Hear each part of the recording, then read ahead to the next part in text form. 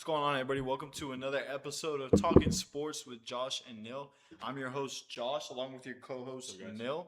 We are still going to be talking about 5A. We're finishing up District 15 5A, so that's McAllen Memorial. We also have Mac High, Nicky Rowe, La Jolla, Palmview, Mission, Donna North, and we got two more teams I believe that we need to talk about. Give me one second. Let me find that real quick. Well, we talked about them last week. This week, we're going to be talking about Mission, McAllen Memorial, and Nicky Rowe to round it off. Then next week, we will also be talking about more of the 4A, 3A Valley schools because there's not that many of them, but we want to include all the schools, get a little preview, and then football season right around the corner. A week or two is going to be starting, so it's going to be exciting to see. Hopefully, all these previews, all these standings that we've said come to fruition, right?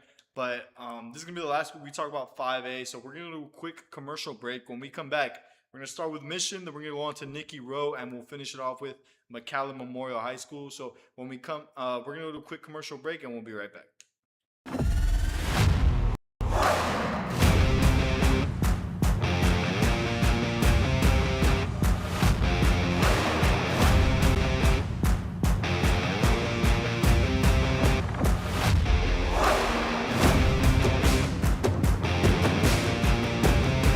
Time to take a new look, maybe your first look at Buick.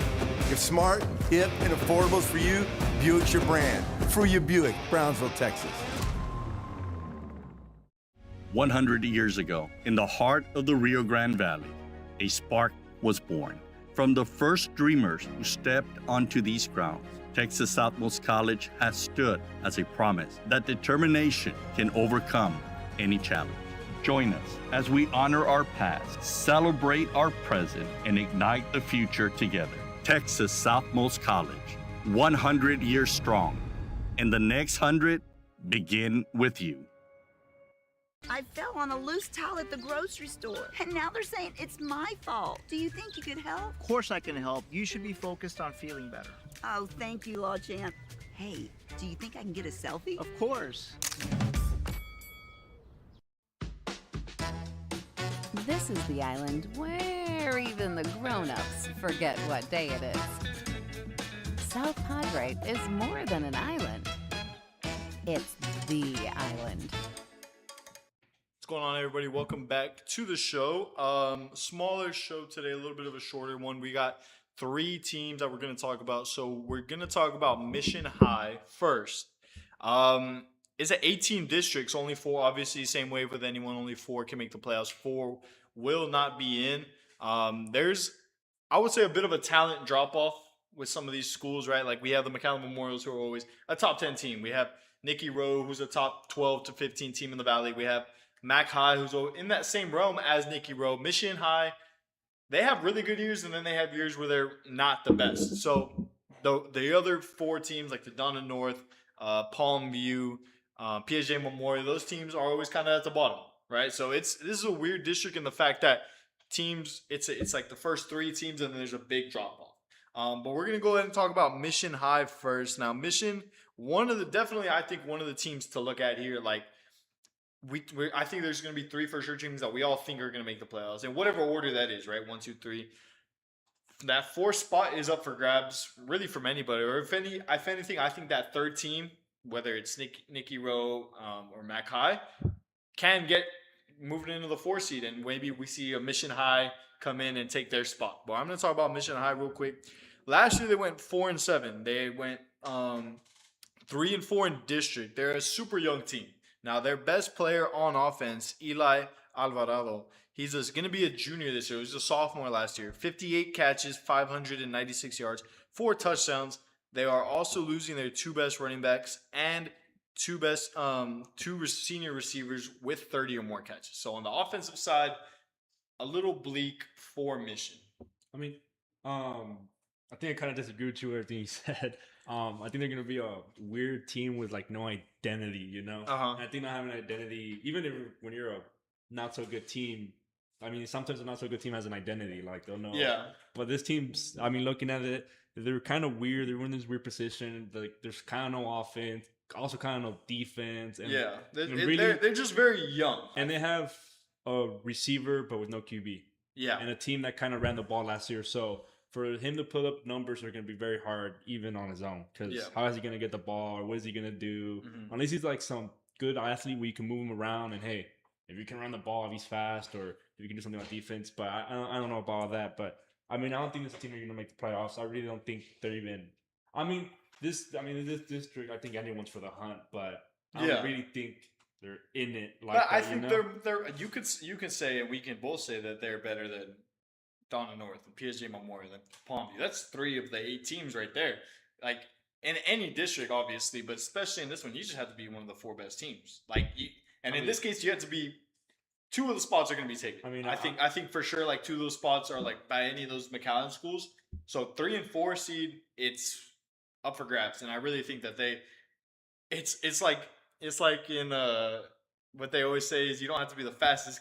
You don't have to be the fastest person. You just don't have to be the slowest person. Oh, I don't know what they're gonna be. I mean, I'm telling you, I don't think they have like an identity or something. And even, I mean, the players they had last year, they had okay numbers even like that too. So I don't even know what to say to them about, because I feel they don't have an identity. A lot of the players are very young, and they all had very few touches last year. They had touches, they got some playing time and all that, but just looking.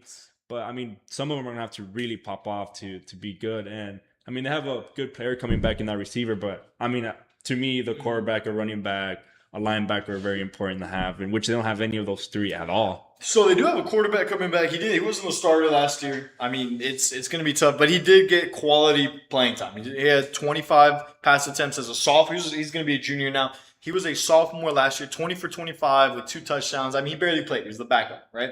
But him and Alvarado, same age, same grade, so they've probably been playing together since junior high. They probably have a little bit of chemistry there, right?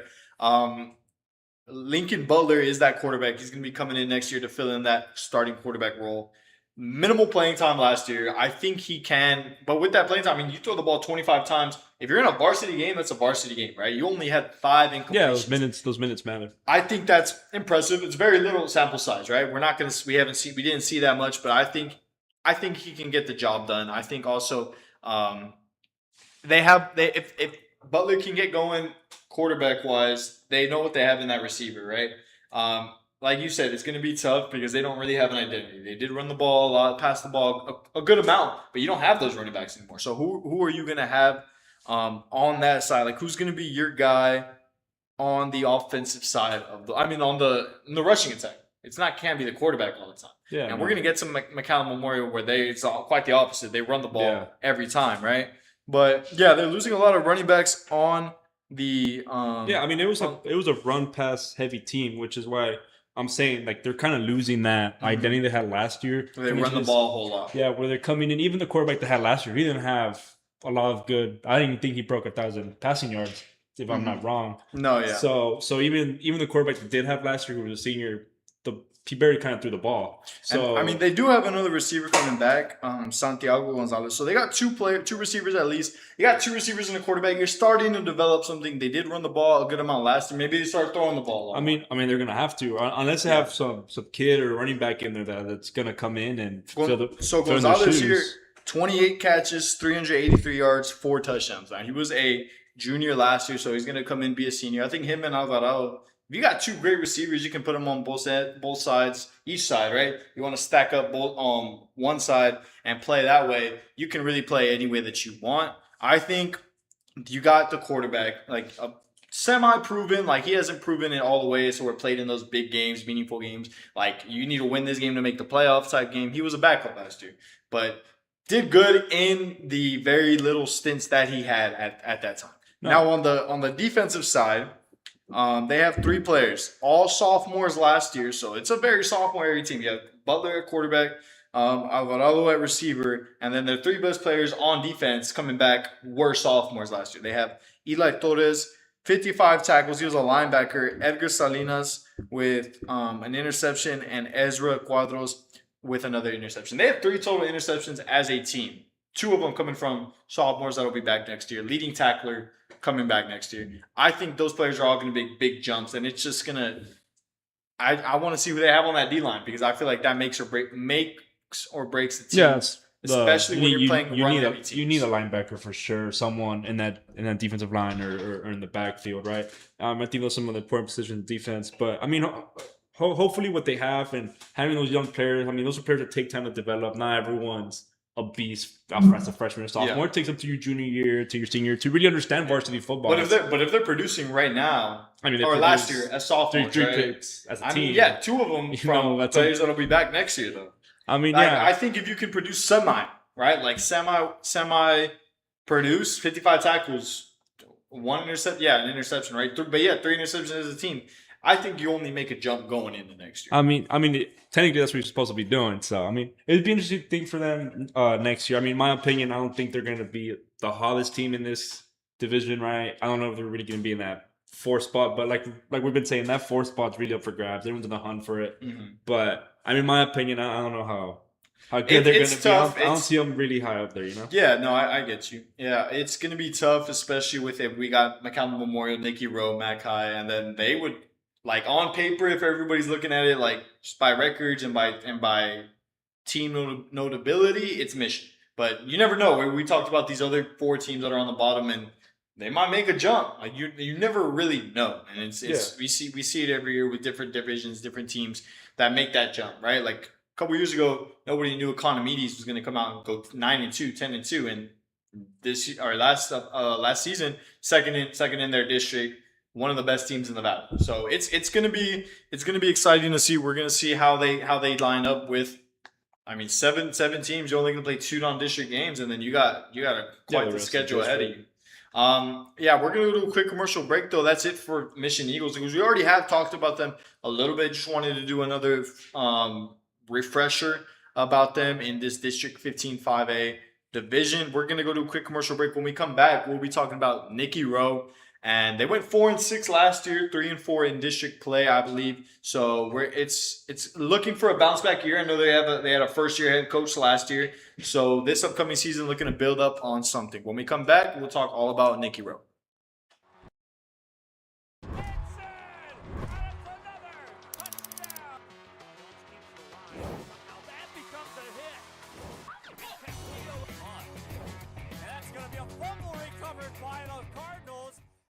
At Tortilleria Ibañez, flavor starts fresh every day. Crispy flautas, homemade tamales, and our signature chicken salad, all made for you. Tortilleria Ibañez, tradition on every plate. It means a lot to me. TSC has changed me to make me realize that I can accomplish things. Just don't give up.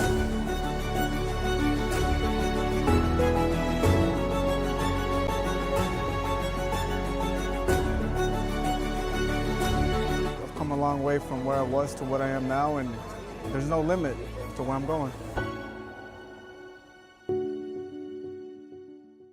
Give your little one the best start at Brownsville ISD's Pre-K3 and Pre-K4 programs.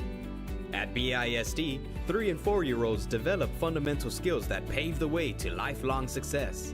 With quality educators, access to the latest technology, and free nutritious meals to fuel the day, our young minds explore and learn in exciting new ways. Enroll your 3 and 4-year-old today at Brownsville ISD, the best choice. What's going on, everybody? Welcome back to the show. Now, we talked about Mission in this past segment. Now we're going to be talking about Nicky Rowe. 2 more teams to go. Nicky Rowe, McCallum Memorial. So we're going to get started on Nicky Rowe, and then we'll move on to McCallum Memorial. So, Nil, what do you got on Nicky Rowe? Last year for Nicky Rowe's first year with their coach, like we just mentioned before the break, right? Coach Tyler, I don't know how to say his first name or his last name, but Coach Tyler, they went 4-6 last year with, for a first-year coach, that's pretty impressive, right? Jamar Taylor, there you go. And they went 4-6, right? So a big step up from the year before. Yeah, and then with a first-year coach, but now it's interesting to see that because it was a junior, senior heavy team. And sometimes when you have the players that already got coaching experience from another coach, sometimes they may not listen. It doesn't mix. And they want to do what they already kind of know. So it's kind of hard to wrangle up the team to, hey, now we're going to do it this way, not the old way. So it's a hard thing to do. But managing to go 4-6 is still pretty good, right? As a first year coach. It's a semi-tough district too. As well, yeah. They did lose their starting quarterback, but they're getting another quarterback that got touches last year. Matt was the quarterback, a junior quarterback. He went in for a couple games, not that many yards, probably like 100, 200 yards that he could put up the whole season, but some touches. And they get a running back who... Yeah, let me get that running back here. Yeah, it's Jose Ramirez or Rems or something like that. Yeah. Averaged about 46 yards, but he led the team in touchdowns, though, last year. Even with another running back that he was sharing the ball with. So that's still pretty impressive number, something they're getting back. And I think this either should be up there in this division of that third, second seed. Yeah. I don't know about first, but they'll be for sure. They'll be up there. I think they're looking good for next year too in this division. I don't think they'll have a problem. Most of their teams coming back, stuff like that. Yeah, I'm looking at it here for these receivers. I mean, they have one receiver. A lot of receivers. Yeah, they have one receiver top 30 catches, and he's not going to be there next year, right? They have they had another couple receivers that are leaving with 18 or more catches, but other than that, you can look at it in one of two ways. You can look at it as to where we had 5 or 6 players that got 5 or more catches, and so we got a lot of players coming back that have that experience. Or you can also look at it like we had one guy last year, like one guy that we could really get the ball to, and we know he can make a play. And he's not going to be there next year. Yeah, now you have like 4 receivers that have caught the ball a couple times in the game, right? But who's going to be your guy? Like at the end of the day, when it comes down to it, you need a guy. Like you need that best receiver that can go out there and make a play for you, because every team has one, no matter what it is. So I want to see what Nicky Rowe does to find that specific receiver for them. Yeah, I mean, looking at their stat sheet, they had a lot of people clocking as a receiver and got a couple touches, couple catches, a couple of touchdowns. No one really led that category with like the best numbers. Yeah. So I mean, as a coach this offseason, and it's now you're going to be your second season, you are familiar with the players that you have. So maybe coming in this season, he already knows, hey, y'all, I need these 3 guys, these 4 guys, and the rest. If you're a receiver, you're somewhat athletic. You can run, you can do something. So you can still put them in defense as DB, a corner, or something. Or if one of them's fast, you can put them there in the running back. But the running back position is already covered. For sure. So I mean, for the coach, I mean, he should really have more control of this team already this second season, and they should do fine. Maybe switch this record around from 4-6 to something a little bit more prettier. At least 6-4 or something like that. I see a 6-4. I don't see why not. They can't. Yeah, I think for Nicky Rowe, they're just gonna keep going a little bit higher and higher, setting the bar higher. But I mean, they will make the playoffs for sure and all that. And I think if the playoffs is where it's gonna be interesting for them. That first round where you play a better school here in the Valley or whatnot, or hopefully they don't play anyone higher, because if they play anyone higher, I don't think they'll. It's gonna be very, very tough. But to keep it here right now, what we're talking about, I mean, it's going to be tough. I know they have a freshman on that roster as a receiver that notched up 7 carries, right? A junior with 18 receptions, another junior with 13 receptions. That's good to look at, right?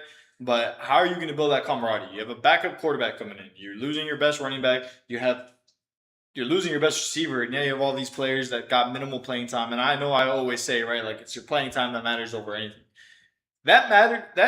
Like, when I say that, I mean, like, you got to have if you have receivers that played a lot but didn't get that many catches, that's fine, because they got experience and they have a quarterback that's coming back that can help them out with that. But if you have receivers that got very minimal or good amount of playing time but not that much production, and you have a quarterback, same thing, didn't play that much, not that much production, we've seen it before. It's not the best combo. It's kind of like a new team, even though we're returning players, because a lot of people ranked in a receiving yard or went in as receiver and whatnot, and this quarterback got very minimal.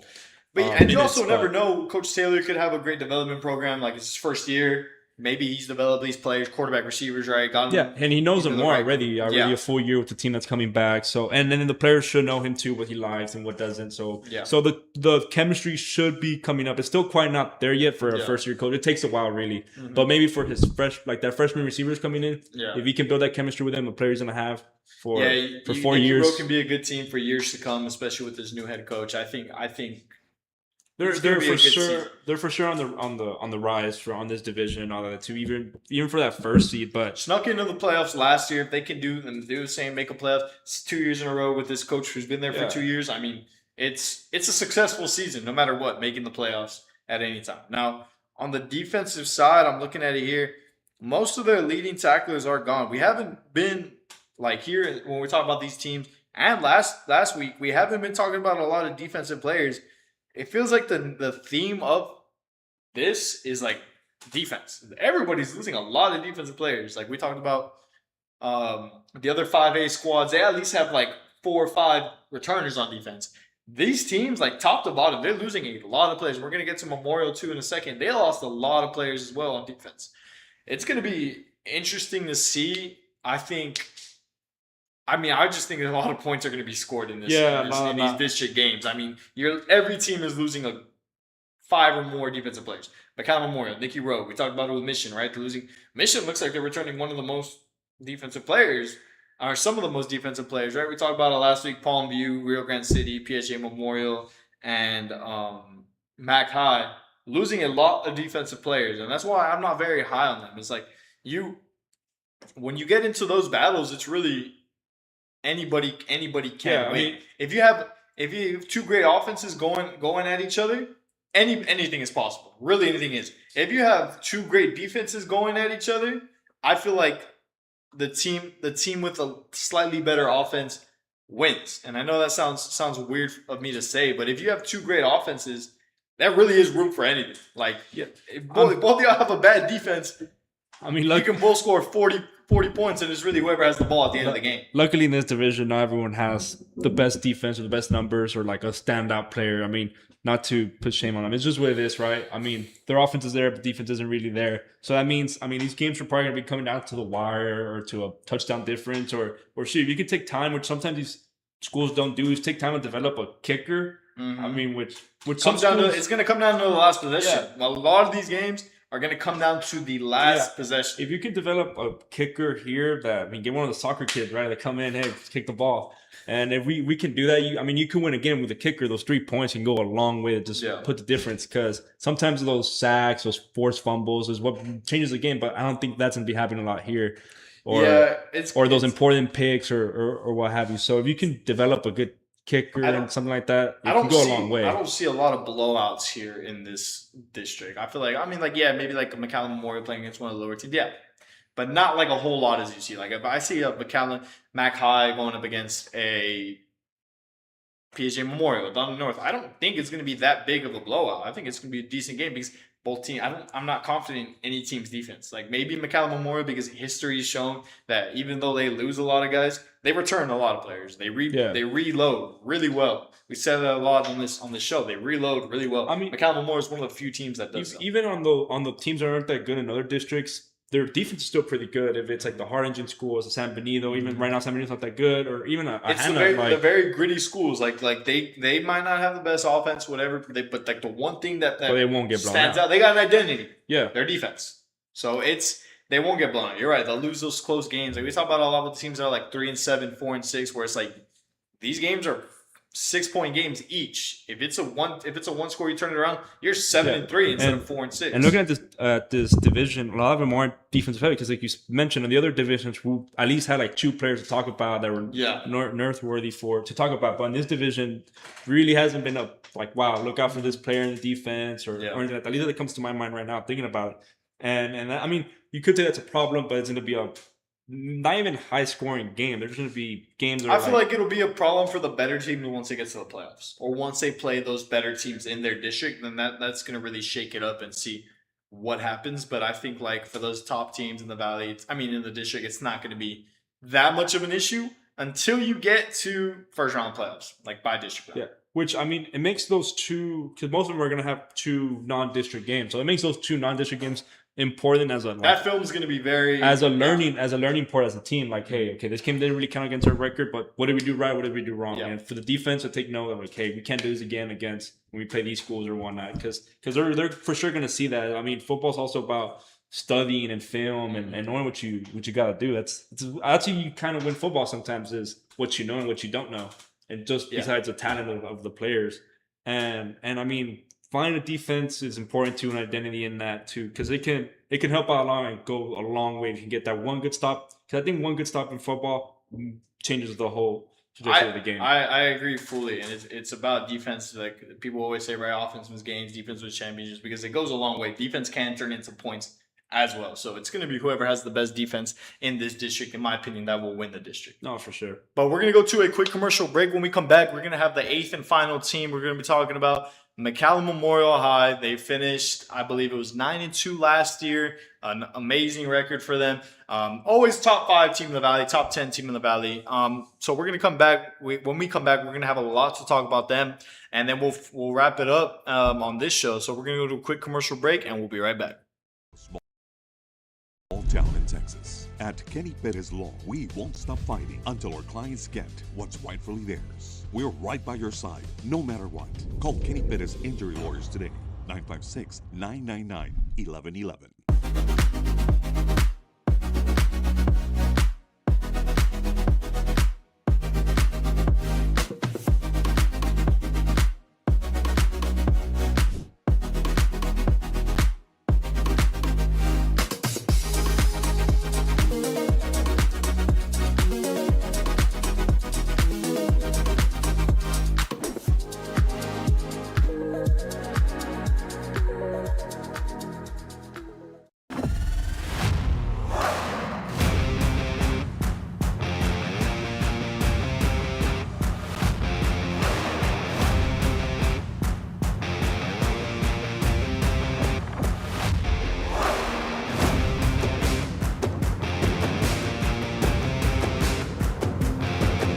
The standard of excellence has always been Cadillac, so be iconic and drive one. Free your Cadillac, Brownsville, Texas. Rev up your future with Texas Southmost College's Auto Body Repair Program. In just 2 semesters, you'll gain the skills to become an auto body repair specialist. Learn using industry standard iCar Academy to get you job ready fast. If you're ready to drive your career forward, TSC's Auto Body Repair Program is the place to start. Classes are filling fast, so visit tsc.edu and apply today.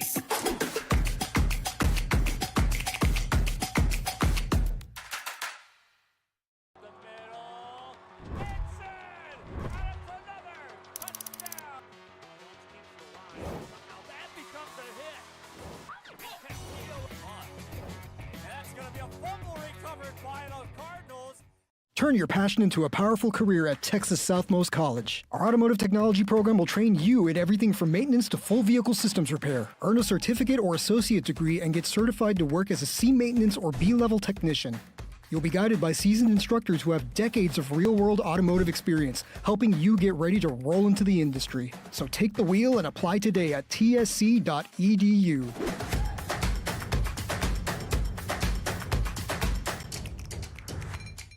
What's going on, everybody? Welcome back to the show. We're going to talk about our 3rd and final team this week and the 8th and final team on this district, McAllen Memorial Mustangs. Now, everybody knows about McAllen Memorial, one of the best teams in the Valley. They're always going to the 2nd, 3rd round of the playoffs almost every year. Last year, let me pull it up here. They went 9-2. They had a great year. The thing we talked about, right, losing defensive players. And they are losing a lot of defensive players. But before that, we're going to get to the offensive side. Now, on the offensive side, McAllen Memorial is a very run-heavy team. They love to run the football, don't pass the ball that much. With that being said, they are losing their starting quarterback. Now, if it was any other team that runs the football, I wouldn't really think much of it. But this is a team that loves to run with their quarterback. Like they let their running backs run the ball a lot. They get their receivers involved in a lot of jet sweeps. They have another fullback in the backfield that is a key blocker, runs the ball a lot, right? But this quarterback, but they do throw the ball sometimes. And when they do, it's like really down the field passing. Like we've seen it. So they are losing their starter quarterback. 9-3 last year, They went 7-0 in district play. They completely killed the district. Players that will be returning for them. We have running back Braxton Spates. He had 240 carries, 2,080 yards, and 19 touchdowns. So this guy's a stud. For those of you who don't know who he is, he's a brother of Campbell Spates, Trevor Spates, who both played at the Division I level. This guy is just as good as them. I mean, 2,000 yards, 19 touchdowns. Yet again, this team does run the ball a whole lot, right? So it's not crazy to see. Like we see these numbers a lot from teams that do run the ball a whole lot. So he is their stud running back. He's going to be coming back next year for his senior year. Early candidate, in my opinion, to win. I think it's 15-5A MVP. Like, I mean, with those numbers, he probably won it last year. I'm not sure. I didn't do my homework. To be honest, he's the first true player here with outstanding numbers. Not saying there's good players in this year, but these numbers are just legit. He's the one that can compete with like 32-6A players, any other player. I mean, anyone in the Valley. He's 16. Yes, I think 16-5A MVP. You could say he's the best running back in the Valley. For sure, yeah, you can say that. There's going to be an argument, but he's definitely top 3. So he's a player you can put him in any district, anywhere, and he'll probably. Yeah, he produces, and especially with his McAllen Memorial takes pride in having a great O line. I mean, we see they have a player. They have a couple players that go on to play at the college level, right? So they always have great O line. No, and then a school like that, they're run first offense. They've been doing it for a decade now, and probably more before that. Well, his brother was here in 2014. It's 12 years later, so they've been doing it for a while. So I mean, it favors his playing style, and he probably went there on purpose, right? Like it's not sugarcoated or anything, and for a reason, right? He feels he can develop there and be good, and the school knows with a player like that of his caliber, they can do wonders and run through the whole division, and hopefully come playoff time, because this is gonna maybe be a walk in the park for them. To be honest, maybe. Yeah. So, but which is kind of bad because, in my opinion, you got to play some hard teams during the season to be playoff ready. Because if you're used to just playing these teams, these Donnas, these Palm Views or whatever, no shade, right? For sure. Come playoff time, if you just waking up now, the better team's gonna beat you, and that's a story. So going to the playoffs is gonna be going like if you didn't go at all. And so, I mean, so that you saying that. Because I'm sure the head coach knew that already. He scheduled the 3 non-district games that they have: Sharyland, Westaco, and Los Fresnos. All playoff teams. They were all playoff teams last year. If you were to make a list of the top 10 teams in the Valley, Westaco and LF are in the top 5. Sharyland's in the top 10. So they're playing, and then their first district game is Mac High. So those first 4 games are going to be a gauntlet. Like it's which is great, because then after that you got Rio Grande City, Mission, Rowe, Palmview, take a little break. Back. So it's good. It's good to have teams like, especially where the district isn't that hard for you. You got start off the year with Sharyland, top 10 team in the Valley every year, and then you got Westaco, a top 5 team in the Valley, one of the best teams in the Valley, and Los Fresnos, who was arguably the best team in the Valley last year. No, so to come back with that, and then you got your first game against Mac High. It's good because, like, we talk about it a lot, right? Momentum is a huge thing. They can get some momentum. Hey, we played these top 5 teams in the Valley. Now we got, respectfully, PJ Memorial down the north. So they should go, if they take care of business against these non-district teams, right? Like, why not?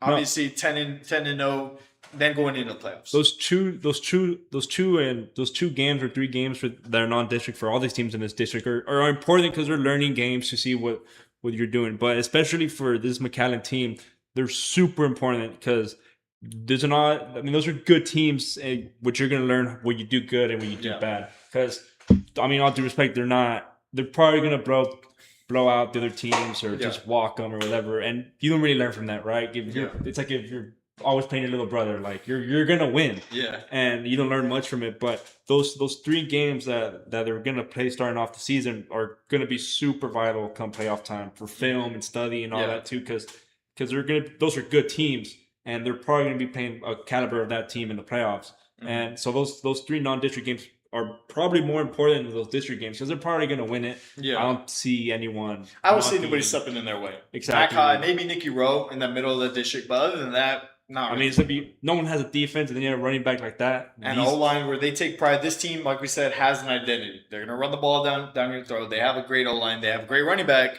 And now we're going to talk about their quarterback. They have a quarterback coming back, played very minimal games. Vicente Valdez, he's going to be a junior. He's a quarterback. Went 11 for 22 last year, 193 yards, 2 touchdowns. That was a quarterback? That's not that bad. Like, for a team that doesn't run the ball, that doesn't pass the ball a lot. Threw the ball 22 times. Good numbers. You had almost 200 passing yards, 2 touchdowns, right? The thing I've noticed with McAllen Memorial, they do an amazing job, and this is a credit to the coaching staff. I'm sure in the past 5-10 years, they've changed offensive and defensive coordinators. Head coaches stayed there, but they do a great job at developing the quarterback position. Now, For an offense like that, you don't have to come in and sling and throw the ball 30 times a game. You don't have to come in and throw the ball 20 times a game. It really slows the game down for you. Like you hand the ball off to Spates or whoever's in the backfield, right? But they really simplify it to where you know the throws you got to make, you know the progressions you got to make. It's like clockwork because we've seen it in person where they don't throw the ball a whole lot, but these quarterbacks can sling. It's not a quarterback problem. It's just that's what they do. The quarterback still can sling the football. Like we've seen it many times, and I think the coaches do a great job because I've never really seen it since 2020. A quarterback from McAllen Memorial that doesn't do a great job at throwing the ball. I mean, you have a quarterback, a running back, and then I think a line super important, and a lot of Valley teams don't always. And McAllen Memorial, one of the teams in the Valley, and the good teams in the Valley that are good for a reason, they have a good line, and I think the line's super important because not only protects your quarterback, but also creates the run game for your running back. Oh yeah, because no line, it makes the job harder for the running back to find the open space or to get free. You know, a good O line, like everybody says, for like a quarterback, your best friend. Like to help a good passing game is a good running game, and that all starts with the O-line. O-line got to protect the quarterback. They also got to create holes for the running back. So McAllen Memorial always has a great O-line, and I don't doubt that they're going to have another great O-line this year. Yeah, and you have all those three things set in offense. Really having a okay receiver, you're going to do fine because that quarterback's going to be smart enough when he needs to make that read or know, hey, we're not running right now, we're going to pass, and he makes that one or those few passes that are going to be important because it's going to create offense and move the ball even down or touchdown possibly or whatever. So this is why they're one of the top caliber teams because they develop their line, they have a good running quarterback, always have great running backs. So it's a team that's high up there, and it's good to see that they did schedule good competition at the beginning of the year to really because these games aren't going to really impact them. Well, yeah, like you can go 0-3 and you win the next 7 games in your district. You win district championship, right?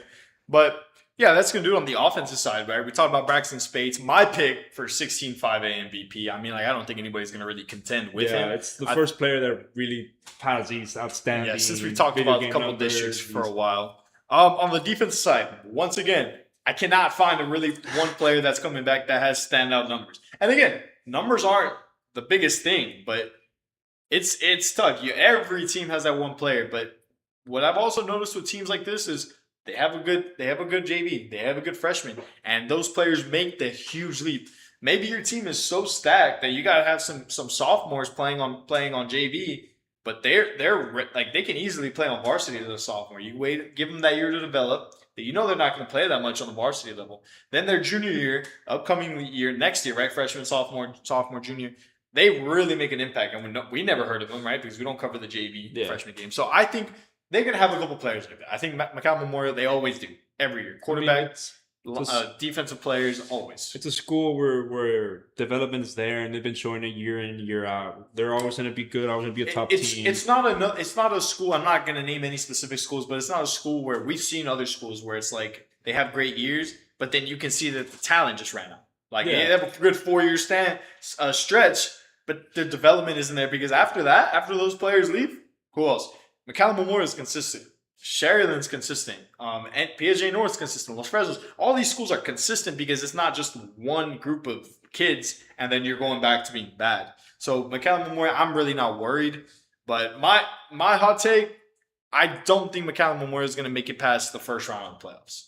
Like I think they'll win the district. Like, I'm going to just say that right now. Could be. I don't think they're going to make it past the first round of the playoffs. I don't think any team in this district is. I mean, like you say, momentum's everything. It's cool that you did put those 3 non-district games in the beginning, but maybe you should have put one at the end or towards the end so you see how you're doing. Because if you're going to go in there walking through your district, you're going to forget the feeling. You're going to be not lazy, right? They're still going to try their best, game speed, all that stuff. But it does kind of ruin your momentum of you've been playing these competitions. So the little things you think you can do, you might play. I don't know how those district alignments work, right? But you might play those 3 teams: Wesco, Sheridan, Los Fresnos. You might play one of those teams in the first round of the playoffs. So yeah, you're gonna have the film, but nobody is the same team week 1 when you play them as to week 11. Let's say the season starts in a couple of weeks, so it's still in August, maybe the first week of September. September. You're not gonna play that team again until November. Exactly. So people get hurt. Game plans change. You never know what is going to happen, and you've been used. And from McAllen Memorial standpoint, you are going to get used to playing the Donna Norse, the PSJ Memorials, the La Jolla Palm Views, the Rio Grande Cities. And then you're going to get to the first round of the playoffs and it's like, hey, we got LF, we got PSJ North, we got any one of these big teams or one of the better teams in the better districts. So, yeah, that's for the defensive side, right? Like, they had 19 sacks as a team. That's great. 18 and a half came from players that aren't coming back next year. They had one player that's coming back last year. He recorded half a sack. They're in a district where that's the story for all the defenses. Yeah, no, exactly. Yeah, no, it is a problem, I get like you say. Come playoff, these things don't work against the better teams. They got 14 players with a pass deflection. 4 of them are coming back. They had 4 team interceptions only by 1 player, and he's not coming back next year. So they got to find playmakers on the ball, and it's not going to affect them in the district. It's not. They're probably going to win district. Go 7-0 in district. I don't know how that non-district is going to line up, right? But when you get to that first round of the playoffs, competition is going to be different. Even if it's like it's going to be better. Just even if it's like a Sherryland or where you guys are probably the same level, but you have not played any team that caliber since week 3, and now we're in week 11. Yeah. So it's going to be totally different. No, it's. I mean, they're going to be a good team, no doubt about it. But really, they're when you're a good team, regular season doesn't even matter. It's what can we do in playoffs? Are we going to do better than last year? How far are we going to go and what we're going to do? And some might say that McAllen Memorial losing in the first round is a bust. Like it's not a good season. Yeah, I mean, if you're a team that goes to the playoffs every year, first round should be a win automatically. But it could be this is the year we lose in the first round. Why? Because we don't have a defense, and we've been playing lazy teams. Or not lazy, but like not the best teams. And this sucks because that's who you have to play. It's not like you can schedule them. Yeah. You can't schedule them. Like that's who the district lines up for you. That's who you have to play. Yeah, so they're in an interesting situation, which they're obviously going to do good. Everyone knows that, no doubt about it. It's going to be fun going to those games and be blowing them out and all that stuff. But I mean, that's all cool and all. But I mean, shoot, playoffs is a different beast. It's a different animal. For sure. It's like what Gruden says, demons. He likes nightmares. Those are nightmares. Yeah, not dreams. Who cares about dreams? For sure, right? yeah. But yeah, that's gonna be it here from us. We're gonna do our standing predictions real quick for District 16 5A. Do you want to go first, or do you want? I mean, I went first last week. All right, we can do this one. I'll go first. So we're gonna do the first 4 teams we think are gonna make the playoffs, right? And then the last 5 through 8. I think winning the district championship, I'm going to have McAllen Memorial. Like, I think it's all said and done. They're going to be the best team in this district, no doubt. Not that much level of competition, however. But after that, I'm going to have – I think I'm going to go with Mac High. Like, I think they're still not returning that many players. But, again, this level of competition isn't great. Like, it's not – the second seed – I think second seed in this district is 4th in any other district. And then we're going to go 3rd. I'm going to have Mission. Give me Mission. I think they're going to upset Nicky Rowe. I think they're going to make it to that 3rd seed. And who knows? Like I think they'll be in there for a playoff spot for sure. If 3rd, if not 4th, but I think they'll be 3rd. And then coming in at 4th, I've got Nicky Rowe. I think they're still second year with the new coach. Not that many players coming back. He's going to have to develop them up for at least one more year. I think Nicky Rowe is going to be a great school for years to come. I just think this year is going to be a little bit of a better year. They went 4-6 last year, maybe 5-5 this year. But I don't see them being in the top 3. I see them making the playoffs for sure. After that, I got Down the North being the first team out. First team out of the playoffs. I think they're going to have a jump. They went 2-8 last year. I think they might go 3-7, 4-6, but I don't see them making the playoffs. And then after that, 6, 7, 8, it's going to be, La Jolla, Palmview, Rio Grande City, and PSJ Memorial. I think it's going to be La Jolla, Palmview, Rio Grande City, and then PSJ Memorial at the bottom. That's my 8. That's my 18. That's my standing. So you have Donna at 5th. I've Donna at 5th. I've Donna North being first team out of the playoffs. I have Mission being that 3rd spot where some people might not expect them to be there, but yeah. I got for sure McAllen Memorial. Okay. Then I kind of want to put Nicky Rowe in 2nd, but I don't know about. McAllen's still good. McAllen high. Yeah. But shoot, give me Nicky Rowe in 2nd. Something about them. I think they're going to do good. Their coach, they have a good leadership right now, and in some way, a lot of players returning. So that's good.